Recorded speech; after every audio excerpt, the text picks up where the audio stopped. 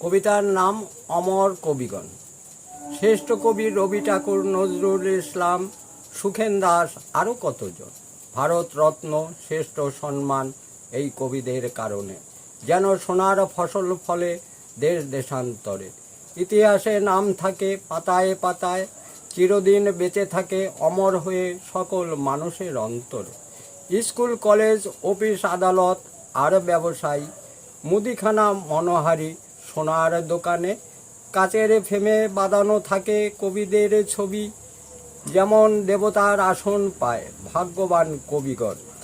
সন্ধ্যা সকালে ধূপধুনা দেয় প্রতি জনে জনেই, কাচের ভিতরে জীবন্ত রূপ নিয়ে বেঁচে আছে সকলে। আজও ভোলে নাই দেশবাসী, সকলে চিরদিন অমর হয়ে বেঁচে থাকবে সকল মানুষের অন্তরে। কবিতা আবৃত্তি হয়, রবীন্দ্রসঙ্গীত, নজরুল গীতি, নাট্যমেলা হয় প্রতি ক্লাব ও মঞ্চে দেশ দেশান্তরে। শিল্পীদের কণ্ঠে সুরের তরঙ্গ গানে গানে ভেসে যায় আকাশের